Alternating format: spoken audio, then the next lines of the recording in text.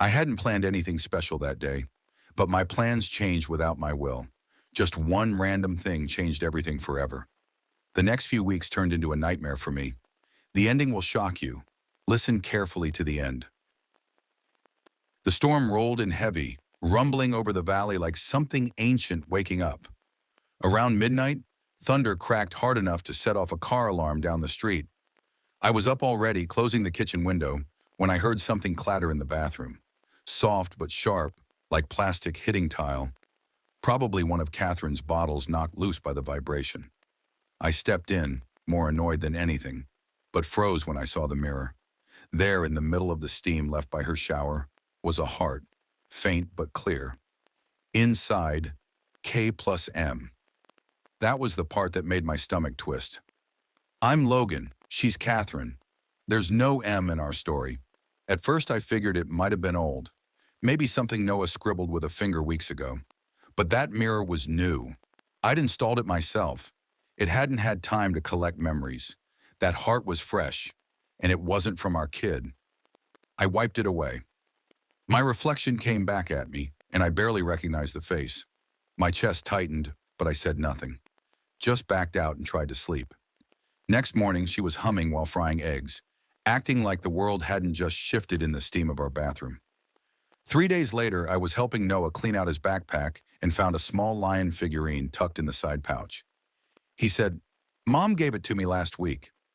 It was from the Grand Regent, one of those fancy hotels in Salt Lake with mood lighting and couples packages.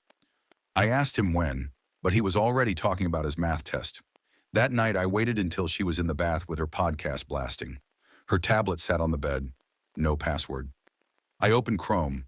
A few searches jumped out like nails on a chalkboard.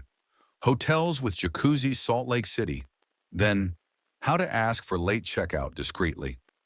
I sat there for a minute staring at the screen. I wasn't angry yet. Not really. It was something colder. Something hollow. I closed the tab and left it exactly how I'd found it. The next morning I made breakfast. Gave Noah an extra waffle.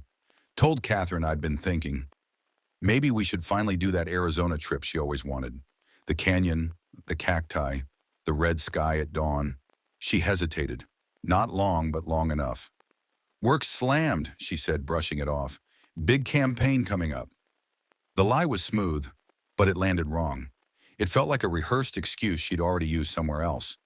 That's when I started planning. The next day I told her I had to drive out for a meeting. Overnight stay, nothing fancy. She barely reacted.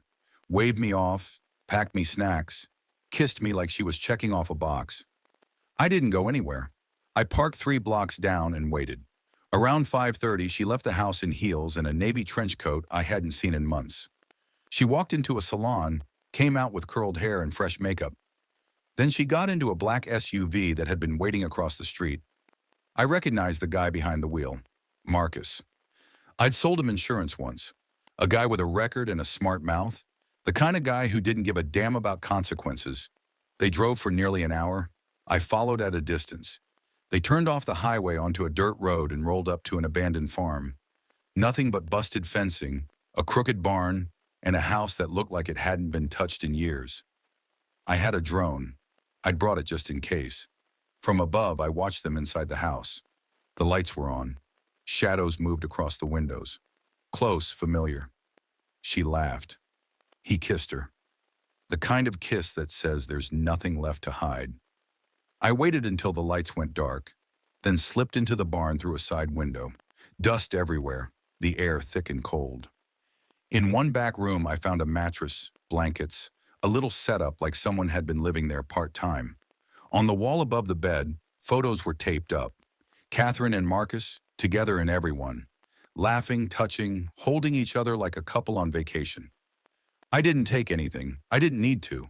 I climbed out through the same window I came in, got back in my car and drove until the farm was just a memory in my rear view. Now I knew.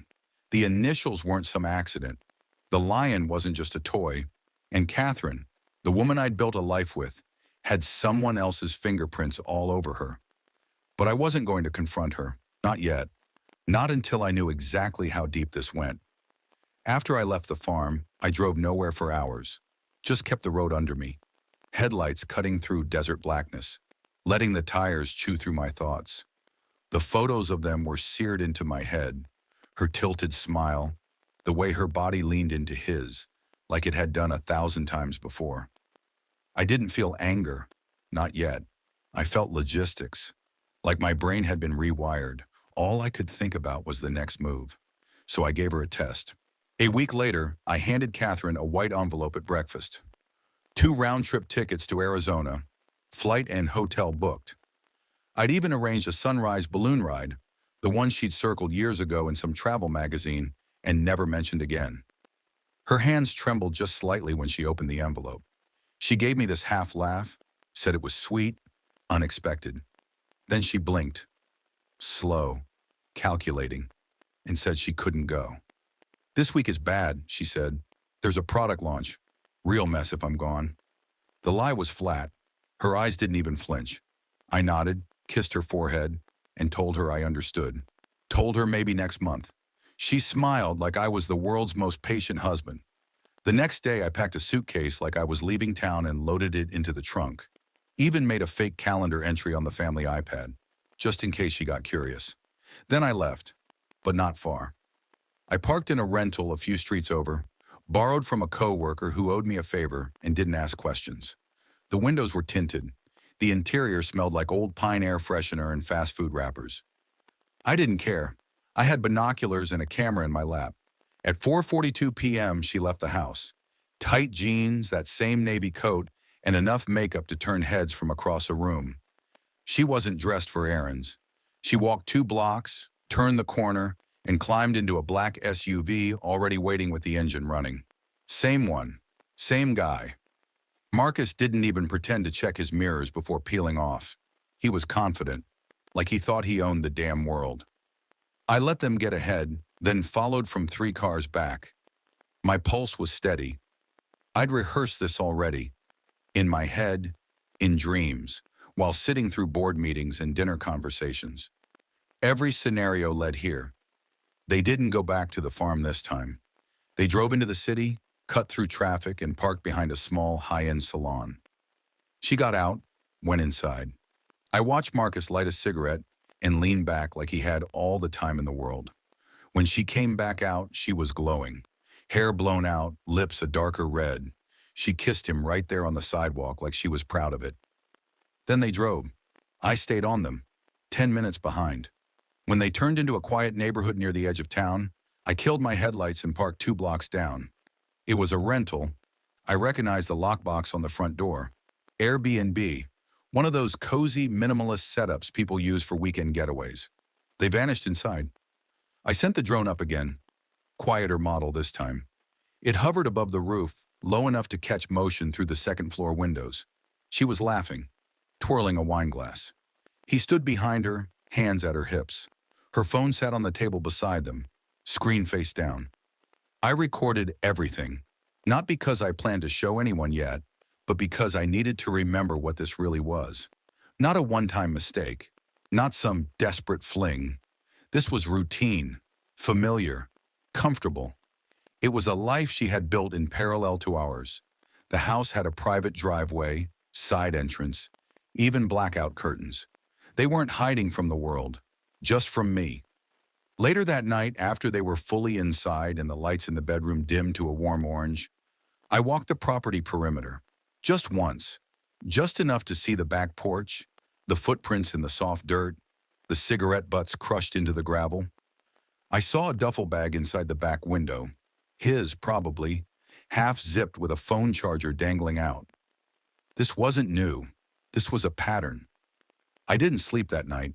I sat in the rental, drone battery charging, eyes fixed on the front of the house. She didn't leave until just before sunrise. Same trench coat, different posture, lighter, like something had been satisfied. She kissed Marcus again at the door, longer this time. The kind of kiss that doesn't come with guilt. She was home before Noah woke up. That afternoon, she made grilled cheese sandwiches and watched a movie with him like nothing had happened. Her voice was gentle. Her hands were steady. But now I noticed the little things. Her phone never left the counter. She answered messages quickly, deleted others right away. Her smile was sharper, rehearsed. She wasn't scared. She thought I had no idea. And maybe that was what stung most. Not the betrayal itself, but how easily she'd compartmentalized it. She still let me touch her, still curled up beside me at night, still whispered good morning like there was no weight behind her words. But something changed in me that night. Something quiet and permanent. Because now I wasn't just suspicious. Now I had proof. And I knew I couldn't let on. Not yet. Not until I figured out just how far she was willing to go. It started with the sleep. Not the kind where your body's tired and your mind can't keep up. I'm used to that kind of fatigue. This was different, deeper, like something was pulling me under without asking permission. I'd blink and 2 hours would vanish. I'd lie down to clear my head and wake up to darkness. Hours gone and sweat drying on my back, like I'd run a marathon in my sleep. At first I blamed the stress, the images in my head, her mouth on his neck, the silhouette of her in that candlelit farmhouse. Maybe they were breaking something loose in me. But then came the gaps, small ones at first. I'd walk into a room and forget why, misplace my keys and find them in the freezer. Once I found an empty glass on the bathroom counter with a weird chalky ring around the inside. Another time, I woke up on the couch, fully dressed, with my shoes still on and my phone in the microwave. Something wasn't right. Something deeper than grief or anger. This wasn't heartbreak. This was sabotage. I made a doctor's appointment under a fake name, paid cash, asked for blood work, said I suspected environmental exposure, lead, mold, whatever excuse came to mind. When the results came back, I nearly dropped the paper. Low-dose benzodiazepines, sleeping agents, not the kind you accidentally eat. These were dosed deliberately, mixed into something I was consuming without even tasting it. I checked every bottle, every carton in the fridge, but it could have been anything. Tea, milk, juice, leftovers. Catherine handled most of the groceries. She poured the wine. She made the soup. The day after I got the results, I sat in the dark and waited for her to come home. I didn't say a word when she walked in, just watched her float around the kitchen, phone tucked under her ear, humming like she was in a dream. And then, by pure accident, or maybe fate, I heard it. She stepped out onto the porch with her call still going, thinking I was in the shower, but the window was cracked, just enough. Her voice drifted in over the birds and wind chimes, soft, precise, like someone doing inventory. He's not going to last much longer. You saw him last week, right? He's unraveling. Just a little more time, and we can move on everything. It's almost ours. Ours. That word echoed. I didn't move. Didn't breathe. My fingers curled around the armrest so tight I thought it might snap. So that was it. Not just cheating, not just betrayal. She wasn't looking for escape. She was looking for replacement. With Marcus. With that goddamn convict I'd once warned not to miss a payment. She wanted everything. I started planning my collapse. Over the next week, I became the version of myself they were waiting for. The version they'd try to push out of his own life. I left cereal on the counter, drove to the wrong street by mistake, left the front door unlocked twice. I muttered things under my breath when she walked past. I'd stare at a photo of our wedding for full minutes, then shove it into a drawer. Every now and then, I'd laugh at nothing. Not too loud, just enough to seed doubt. I knew Catherine was watching. I knew she was reporting back. And just like that, her mask began to slip. She got more confident, started picking little fights, subtle jabs. Are you feeling okay? You're not sleeping right. You haven't been yourself lately. Once she even joked, you're acting like your brain's melting. Then she laughed and walked away. I saw her checking my browser history, catching me staring at things too long. She wasn't worried anymore. She was measuring, gauging how much longer I had before whatever plan she'd hatched could unfold. And me? I kept feeding it, slouching more, forgetting words. Even left a burner on once and let the smoke alarm wail until she ran in screaming. I stared at her blankly and said, "Sorry, I thought I turned it off." Behind her anger, I saw it, the flicker of satisfaction. She thought I was breaking, but I wasn't breaking. I was bait. Every move I made now had a purpose. Every stumble, every confused glance, was another brick in the illusion. I began cataloging her routines again, this time with sharper eyes. Her calls got bolder. Her lover's name came up once in a group chat that she quickly deleted. She spent long stretches in the garage on her laptop, always shutting it the second I walked in. I started writing things down in a journal I kept taped beneath the bathroom sink. A timeline, conversations, her search history, every moment she thought I was too tired to notice. I wasn't collecting memories anymore. I was building a case, because now I understood. This wasn't about love. It wasn't even about lust. It was about conquest. She didn't want to leave me. She wanted to erase me, slowly, quietly, while smiling at the neighbors and pretending nothing was wrong. She wanted to drive me off a cliff and tell the world I fell on my own. But the cliff was fake, and I had already packed a parachute. It happened during a thunderstorm again. Poetic, maybe, or just coincidence, but it felt like the world kept choosing chaos every time something came to light.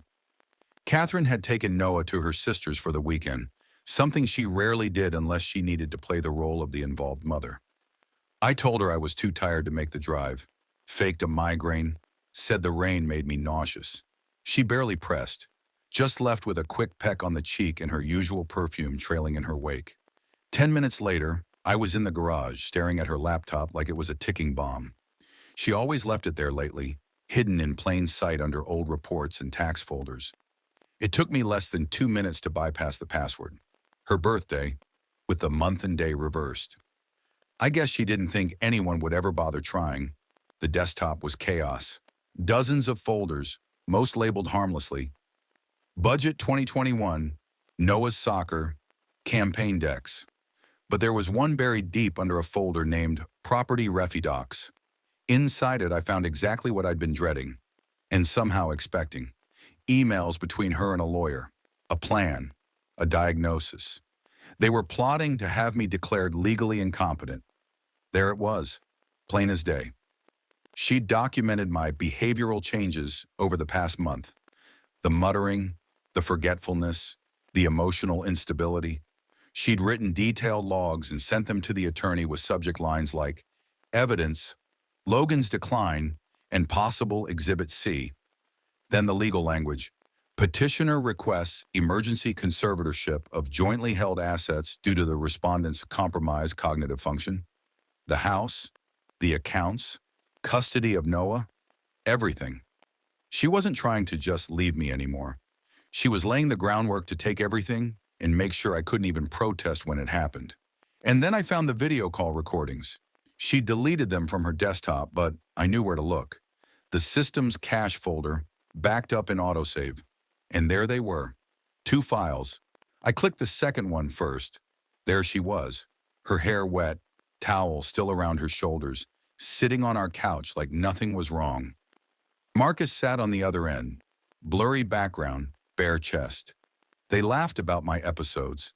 She said, "He's already halfway gone, Marcus. We'll do it quickly. He won't even notice when he's out on the street. He'll probably just think it was his idea." My knuckles cracked from how tight I was gripping the edge of the workbench. I watched the whole thing, every word, every smirk. When it ended, I closed the file and stared at the blinking cursor on her home screen. A message notification popped up. From the lawyer again. Subject line, drafting final documents. I didn't answer. Instead, I called someone I hadn't spoken to in months. Ethan. We used to build insurance risk models together before he left the industry to freelance in cybersecurity. Brilliant guy, little paranoid. Definitely the kind of guy who enjoyed bending the rules as long as it meant exposing someone worse. He showed up the next night with a battered laptop, a thumb drive full of unregistered tools, and a grin that said, "You've got something juicy, don't you?" We worked in the basement, lights off, phones in the freezer, just to be safe. He dove into Catherine's hard drive like a diver into dark water, fast and focused. And then he started surfacing things. Deleted messages, encrypted chats, transaction logs routed through a dummy account in her maiden name. She'd been paying for that Airbnb in cash, converting small amounts through a proxy app, hiding the trail. But Ethan found the nodes. He found everything. And then, jackpot, a secondary folder, deeply buried, marked with a name I didn't recognize at first. Carter Lynn file. Inside were scanned documents, insurance forms, and a forged psychological report bearing my name. It was a fake evaluation, written up as if I'd visited a private clinic in another state. The doctor's signature was digitally lifted from a real PDF, pasted in sloppily. The report claimed I'd shown signs of erratic speech, memory confusion, delusions, and paranoia. Dated just 2 weeks prior. My chest burned as I read through it. They were going to submit it to the court with the rest of her evidence. It would have been enough.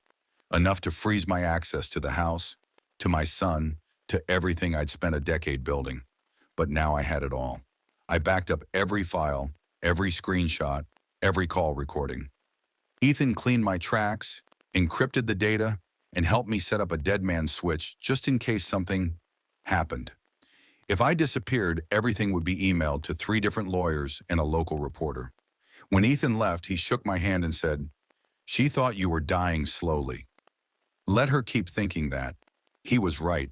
I didn't confront her. I didn't change a thing. I went back to mumbling, to pacing in the dark, to forgetting what day it was. I let her think her plan was still on track. I let her feel victorious, comfortable, smug.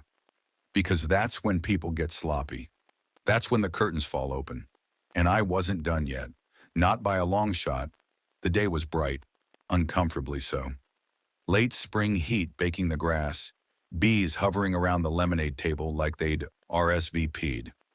Catherine moved through the picnic like a host at her own engagement party. Floaty dress, sunglasses, soft laughs, hugging her mother 1 minute, pouring iced tea for my uncle the next. Nobody saw the sweat running down the back of her neck. Nobody saw the tremble in her hand when she looked over and caught me watching. She thought she'd won. She was already walking differently, looser in the hips, lighter in the steps. Her eyes kept darting toward my cousin Thomas, who was running the grill. I knew why. Thomas had always been too clever for his own good. If I didn't look broken today, someone like him would notice. So I played it right. I let my hands shake just a little when I held my cup. I let my answers trail off when people asked me about work. "Been hard lately," I said. "Things are blurry sometimes." I even let Catherine's aunt pray over me in the corner of the yard. Said something about clarity and healing and whatever else religious people use to make sense of disintegration. Then the toast came. I had planned it for weeks. The exact timing, the bait, the moment the smile would fall from her mouth like shattered porcelain. I stood near the center of the lawn, beside the folding table stacked with sandwiches and paper plates, and tapped my glass. Everyone turned. "Just a quick one," I said. "For family, for being here, and for the memories we've all made over the years." I clicked the remote in my pocket. The screen behind me lit up. A big white sheet I'd rigged as a makeshift projector screen. The first photos were innocent. Me, Catherine, Noah, hiking, swimming, posing near a lake. Everyone smiled, murmured their appreciation, clapped once or twice. Someone whistled when a photo of us kissing in front of the Grand Canyon appeared. Then the video started. Catherine's voice. Grainy video quality, slightly pixelated. "He's already halfway gone, Marcus. We'll do it quickly. He won't even notice when he's out on the street." There was no music behind it, no filter. Just her words, her tone, her truth. Delivered without shame, without hesitation. Gasps filled the space. One of the kids dropped a juice pouch. My sister-in-law covered her mouth. Catherine froze. I didn't look at her. Not yet. The screen shifted to the lawyer emails, blown up so everyone could read the subject lines. Evidence. Logan's decline. Exhibit C. Medication logs. Then the photos. Screenshots of the Airbnb receipts, the encrypted chats, her laughing face on video call, Marcus's voice asking, "Should I get the papers ready?" Catherine didn't move. Not for the first full minute. Then she reached toward the table like she was looking for something to hold on to. A chair, a cup, anything. Her mother was already crying. I stepped forward, slow, methodical, like I was dragging my own execution toward her. But it wasn't my death sentence in my hand. It was a manila envelope. I set it down in front of her. "These," I said, are forged documents with your signature on them, property transfers, fake mental health records. You sent them to your lawyer. I've already submitted them to an investigator." Someone gasped. A cousin muttered something, but the sound that mattered came from her, a breath that shattered in her chest, like something caving in from the inside out. She whispered, "You weren't supposed to." And then she bolted. She didn't grab her purse, didn't speak to Noah. She just turned and ran across the grass, her sandals slapping against the dirt as she reached her car. It screeched out from the driveway like a warning shot. People didn't know what to do. My aunt asked if this was a joke. Thomas just stared at me, jaw tight, eyes flickering with something between admiration and disbelief. "I have copies," I said. "The police already have them. She's not getting far." That night, I didn't sleep. I sat at the kitchen table and stared at the spot where her coffee mug always sat. The smell of her perfume was still on the guest towel, her slippers still under the couch. But the illusion was gone. 2 days later, she was caught trying to cross into Canada with a fake passport and a rental car she'd picked up under her middle name. She didn't resist. She didn't cry. She just said she was visiting a friend. The customs officer recognized her from the BOLO. She'd left everything behind, but not fast enough.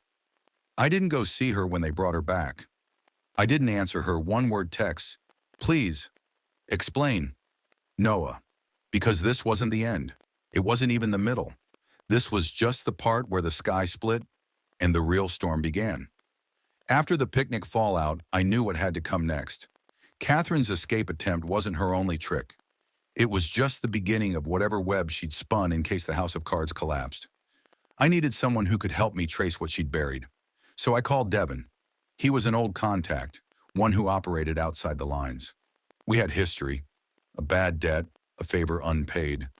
But when I told him what I'd uncovered, he said just 3 words: "Send the address." He showed up that evening in a black SUV, no license plate, face like stone. Within hours, we had access to everything. She wasn't just Catherine anymore. In Idaho and Nevada, she was Emily Woods. Different email, different ID, new paper trail. She'd set up a second life so carefully, even the government would have missed it. Emily had her own bank account, and buried in that digital profile was the real prize: a crypto wallet. It was registered under Marcus's name. That was the part that made my teeth clench.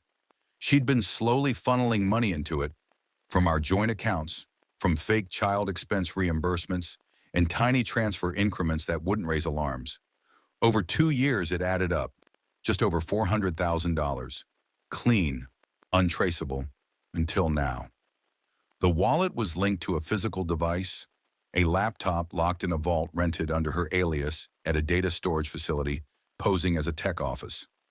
Devin forged court papers. They let us in without blinking. Inside the unit, the laptop, a hard wallet, and a black binder.